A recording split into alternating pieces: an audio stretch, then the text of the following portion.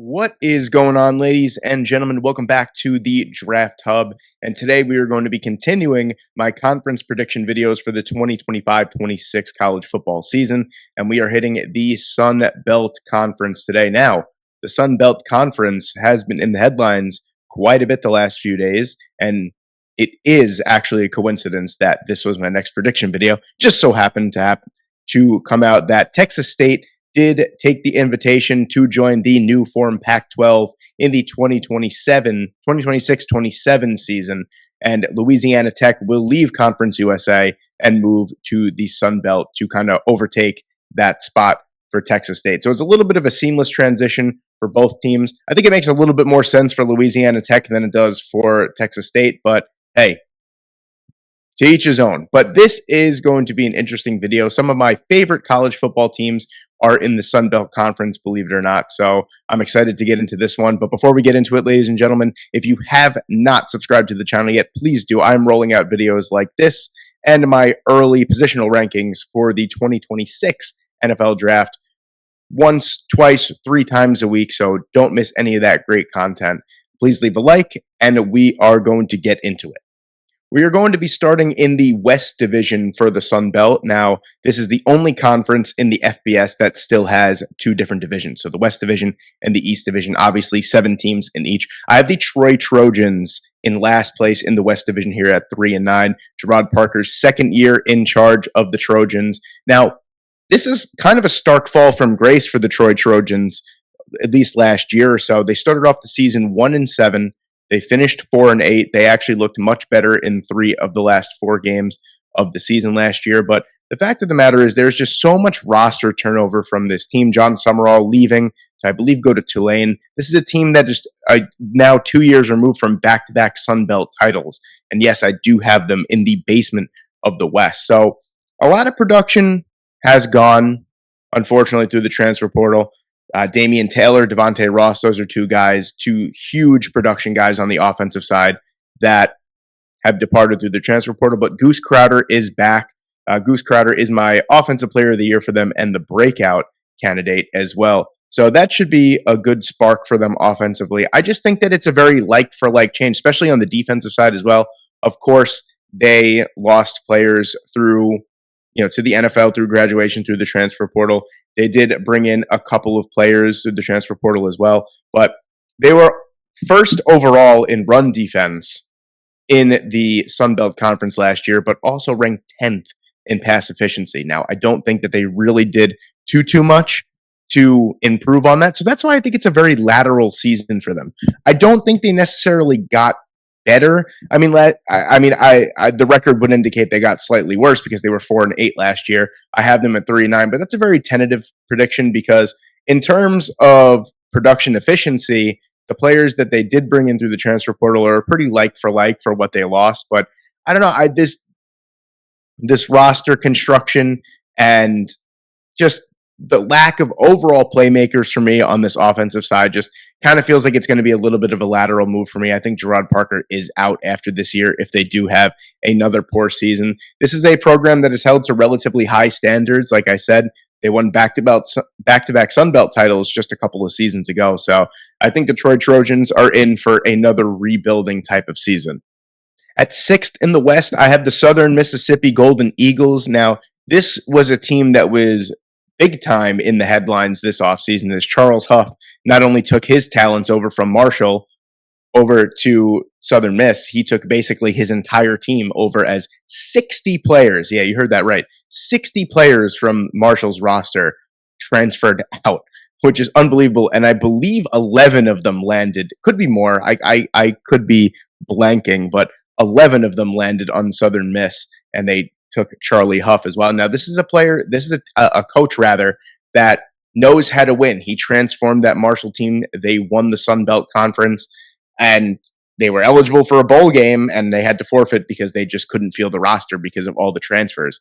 But yeah, Charles Huff knows how to build a program. And don't forget, though, you might be looking at this prediction and saying, "Oh wow, that seems low for the Golden Eagles, especially with Huff coming over and a lot of great players." Josh Moten is a huge player was a huge player for Marshall. I think he is a potential corner that could be a top 50 pick in the NFL draft. He's coming over. That's a defensive unit that gave up 37.8 points per game last year. He's certainly going to help. Braylon Braxton is going to help the offense. Elijah Metcalf is going to be good as well for this team. This is the fact of the matter is I just don't think that the roster is fully there yet for Huff to make that much of an impact right away. This is a Southern Miss team that went 1-11 last.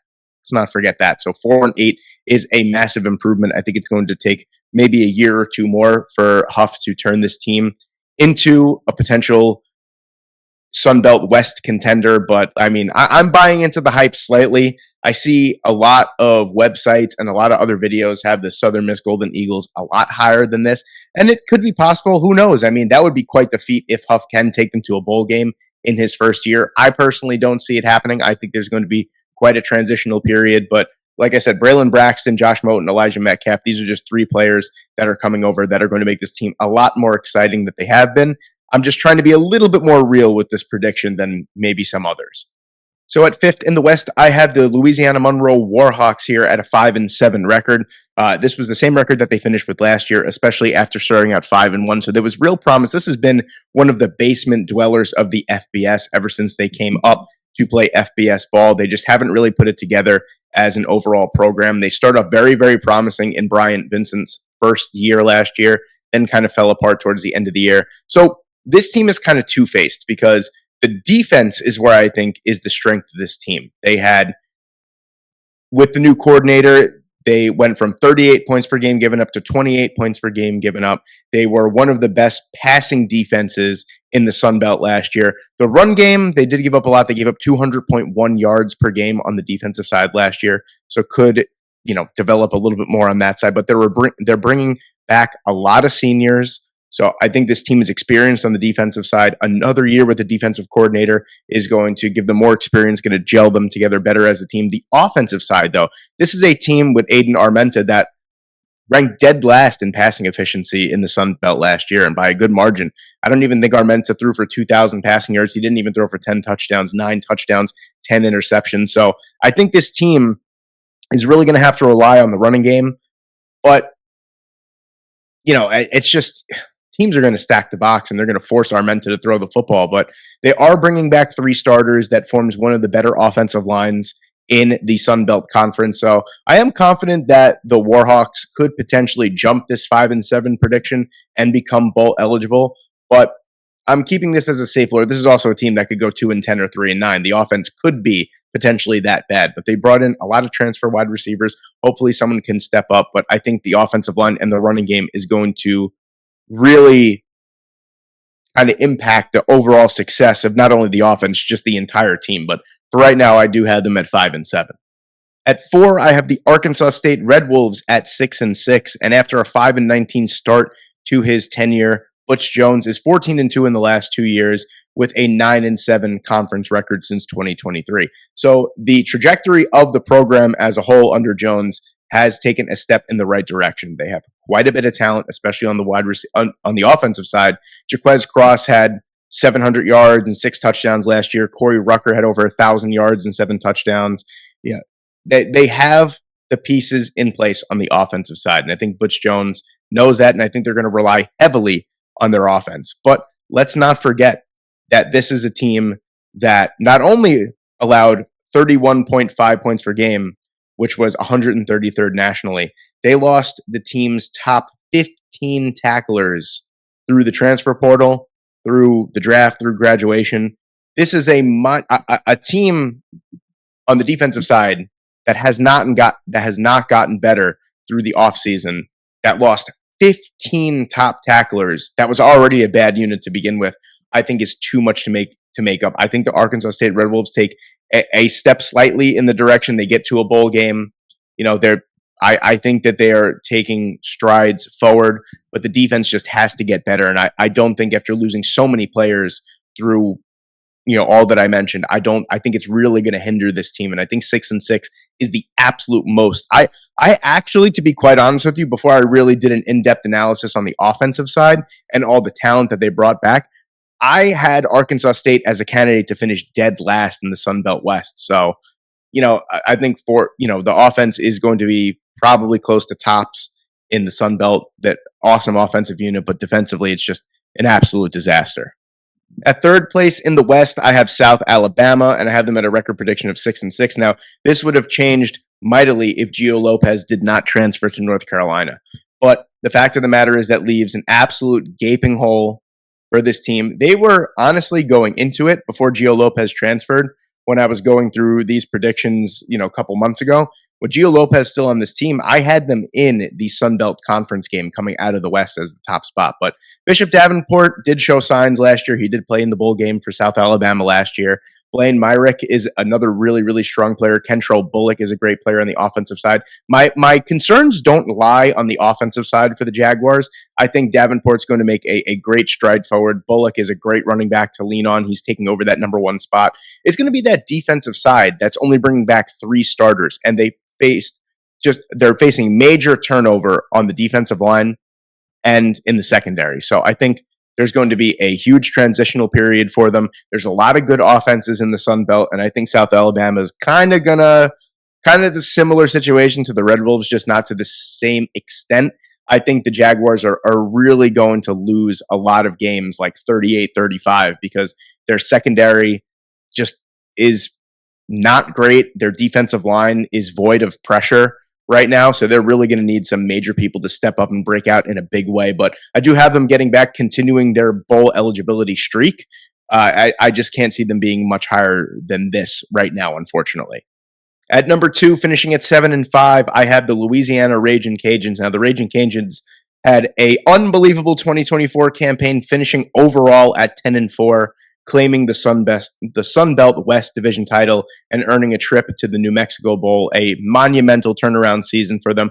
I do think they take an unfortunate step back, and it's going to have to do a lot with turnover on the offensive side and the defensive side. The defensive side, this was one of the best units in the Sun Belt last year. I think the top spot in the West, and maybe number 2 or number 3 overall in the entire Sun Belt Conference. But Jordan Lawson is a player that I like quite a bit. 5.5 sacks last year coming back. He should lead the way pressure-wise for the Ragin' Cajuns, but just so much more of a loss in the second level and the secondary of the defense. There's going to be quite a turnover period for them.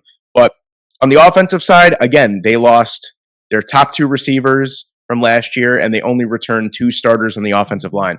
But Xylon Perry and Bill Davis form probably the best 1-2 punch from the running back position in the Sun Belt. Walker Howard is a player that has been at LSU, has been at Ole Miss. He's transferring to the Ragin' Cajuns. He's coming with a lot of overall experience. He's going to take over the helm. I think he's going to break out in a big way. Unfortunately, I think the Ragin' Cajuns just come up short of back-to-back conference championship game appearances.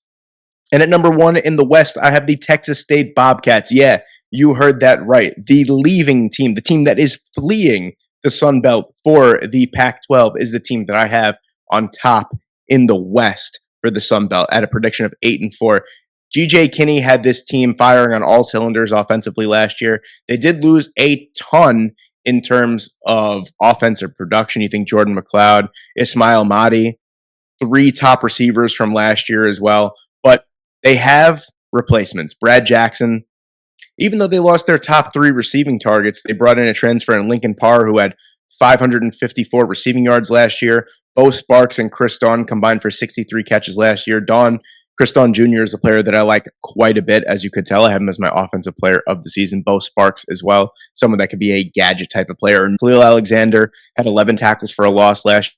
Expect him to take a massive step forward and be a draft-eligible player for the Bobcats. This is just a team that I think, even though they did lose a ton in terms of production on the offensive and defensive side of the ball, this is a team that had replacements in place. And I think this is going to be, out of all the teams, because I say this a lot with G5 teams, with group of 5 teams and group of 5 conferences, they are just feeder conferences for the Power 4. That's all it is. As soon as you have a good season in a group of 5 team, you're probably on your way up to a Power 4 conference. So these coaches, these, director or player development, whatever these positions are, they're on constant watch. They are constantly replenishing the pool of talent that these teams have. And I think Texas State had plenty of players around to kind of fill the void of the production. So I have them coming out of the West as the top team. Now moving on to the Sun Belt East Division, I have the Marshall Thundering Herd at number 7 in dead last with a 3-9 record prediction. I mean, really, what could I say other than Charlie Huff, left this team. I I don't even really remember the full story. I know it was a controversial way to leave. It had something to do with the athletic director and Huff, and there was a big clash, and he took the Southern Miss job like right away, right after the Sun Belt Conference game. And that's why the Marshall Thundering Herd couldn't play in their bowl game that they were eligible for. But yeah, a huge turnover. 60 players, or there is a roster turnover of 60 players that are not returning from last year's team. So really, I mean, what can you do? Tony Gibson is taking over a literal full-scale rebuild. Jadarius Green McKnight is a really nice player that I think is probably going to get drafted. Toby Payne had 400 receiving. I think he had over 400 receiving yards last year. No, I think I'm wrong. I think he had less than 200, but he had like 6 or 7 touchdowns. So I expect him to break out in a big way as the only returning target for the Marshall Thundering Herd. Yeah, this is just a disaster. Michael Allen is a transfer running back that's going to come in and lead the way. I mean, really, I think this is going to be a very, very rough season for the Thundering Herd, and 3-9 honestly might be generous. Maybe a shock here at number 6 in the East. I have the Appalachian State Mountaineers with a record prediction of 5-7. So let's get this straight. Before the App State Mountaineers 5-6 record last year, they've only had 2 losing seasons since 1993. This is a program that does not know how to lose.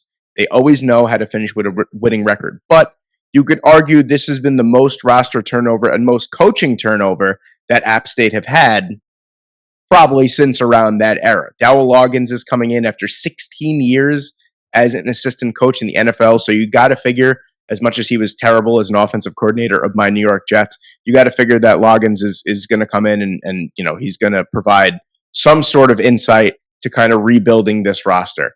Rashad Dubinion is a player that transferred in from Arkansas that I like quite a bit. He's going to lead the way in that backfield. Brayshawn Littlejohn, another transfer player, just one of the best names to say in college football. Probably, I don't know, we're coming up on my favorite name from the Sun Belt, but one of my favorite players. And then AJ Swan presumably is going to take the starting role. I just think this is also a defense that allowed their worst ever points per game since joining the FBS. I believe it was 33.7 points per game, something along those lines. 33.4 points per game, 131st nationally last year.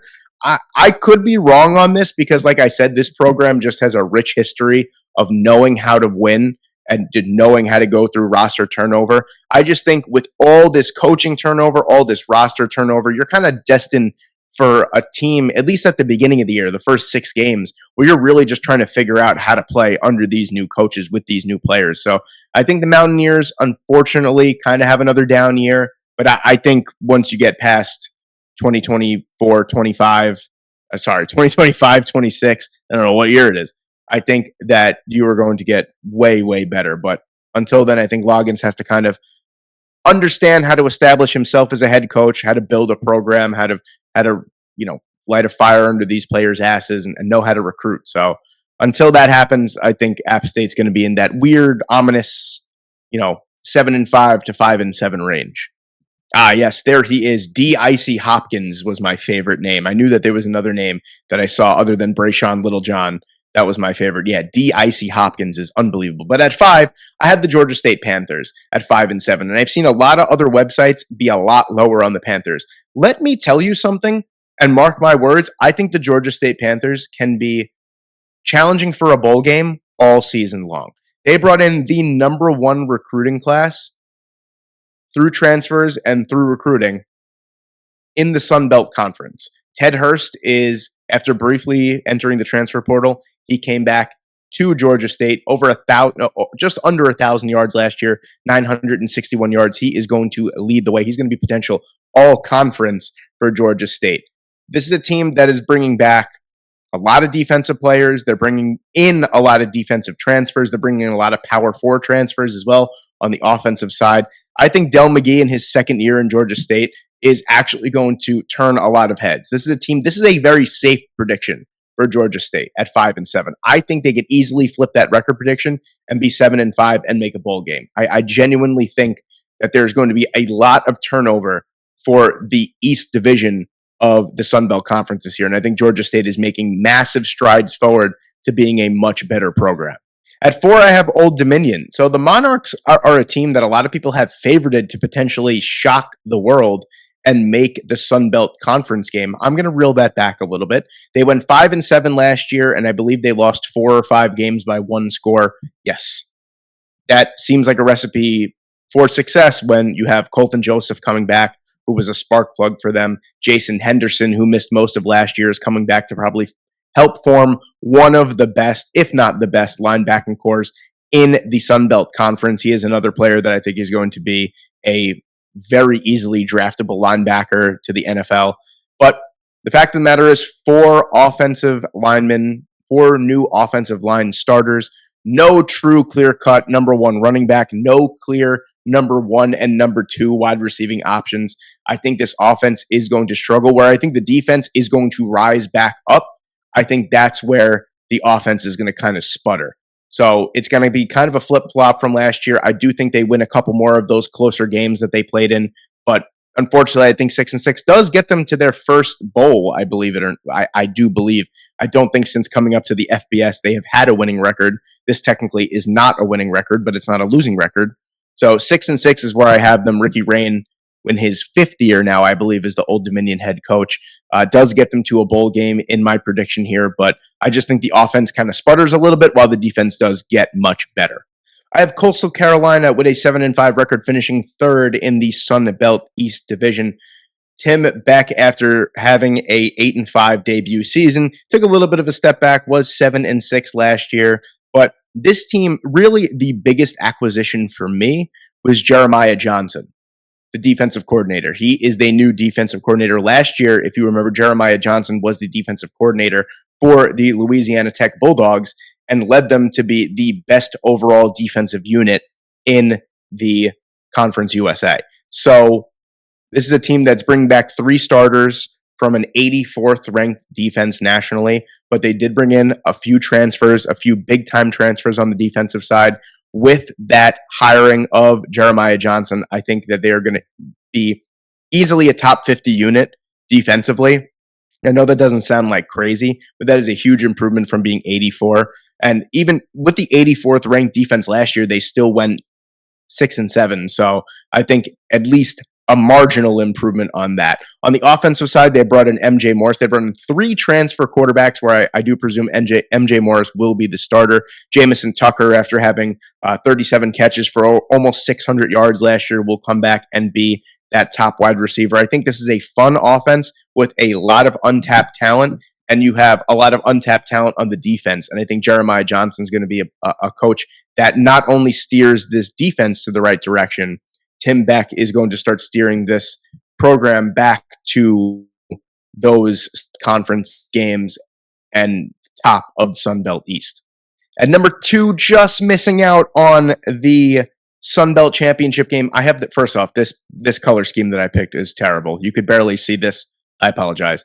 The Georgia Southern Eagles at 8-4. Clay Helton, after having easily his best season with Georgia Southern last year at 8-5, 6-2 in the Sun Belt, mind you, is bringing back not only J.C. French, he's bringing back Josh Dallas, he's bringing back basically every offensive lineman to form probably the best offensive line in the Sun Belt. So that's where this offense averaged 28 points per game. They have another year under their belt. They're another year solid. They didn't lose a ton in terms of transfers on the offensive side. Defensive side is going to be tough. Chance Gamble is a player that I do like quite a bit, but this defense did rank 115th nationally last year and did lose quite a bit on the defensive side. But they are bringing back a couple of decent players as well. So they're bringing in Brendan Harrington from Appalachian State, so he should help fill the void of Marquez Watson Trent's transferred to Nebraska. So there's going to be a lot of question marks on the defensive side, but we know what we're going to get from the offense. I would think that they even improve on that 28 points per game on the offensive side, and as long as they can get a little bit better on the defensive side, I think potentially you could see an upset and then make the championship game from the East. And then at number 1, I have the James Madison Dukes with a record of 9-3 with the best overall regular season record from the Sun Belt Conference. Bob Chesney, another strong year. George Pettaway is a player that I like quite a bit. Matthew Sluka is a player that transferred in as well. Alonzo Barnett is a player that we don't know the overall certainty of if he will play at all this year. Matthew Sluka was famously, it's funny, believe it or not, if you're still watching this at this point, quick side story. Matthew Sluka actually comes from not my hometown, but the town like 2 towns over in Long Island from where I currently live. Yeah, so I actually got a chance to, when I was doing my old YouTube channel, I got a chance to speak to his brother to potentially have Matthew Sluka on as a interview guest, but then he pulled that crap with UNLV and all that kind of stuff, so I didn't get the chance to speak to him, but I just thought that was a fun little tidbit. But I think Sluka can slide in for Alonzo Barnett very, very seamlessly until he is potentially ready to come back, and who knows, at that point, it could be a Daquan Finn, Sawyer Robertson situation where, the backup just plays so well that, the presumed starter never sees the field for that team again. But Barnett is a really, really good player. The defense is, again, just a huge, huge plus for them. They let their opponent score 20.5 points per game, which was easily the top scoring defense in the Sun Belt Conference last year. So they got a couple of transfers in. Main transfer Xavier Holmes is going to be a huge player for them in the trenches. But I'm sorry, and that's what I wanted to say before, and I said Emmanuel Bush was transferred in. He is not, obviously. He's been on James Madison. I meant Xavier Holmes was the player that transferred in. But this team doesn't have too much turnover on the defensive side. Offensively, quite a bit of turnover. I believe their top 3 targets from last year either transferred, graduated, or went on to the NFL draft. But I think James Madison just has an offense where I feel like it's very similar to Liberty, where it's just very, very easy for quarterbacks to succeed. So James Madison, the Dukes are just kind of enthralled in that winning state right now. They've been such a good team for quite a few years now, moving up to the FBS level, and I think they continue that succession here. So that leaves us with the Sun Belt Championship game between the Texas State Bobcats, and the James Madison Dukes. The West champions, the Bobcats, in their final game ever as a member of the Sun Belt Conference against one of the better teams that the Sun Belt has to offer. And call me nostalgic, call me whatever you want, call me, whatever, buying into the hype. But I do think this burned me last year. I did have Texas State as the winner of the Sun Belt last year. It did burn me a little bit. And I do think the Bobcats get it done. They retire from the Sun Belt on top and then move into the Pac-12. That is what I have. That is the dream scenario for Texas State. But there you have it, ladies and gentlemen. There is my Sun Belt Conference predictions for the 2025-26 season. Let me know what you guys think in the comment section below. Please don't forget to leave a like and subscribe to the channel if you do enjoy content like this. Thank you guys so much for watching today. I hope you enjoyed, and I hope I see you in the next one.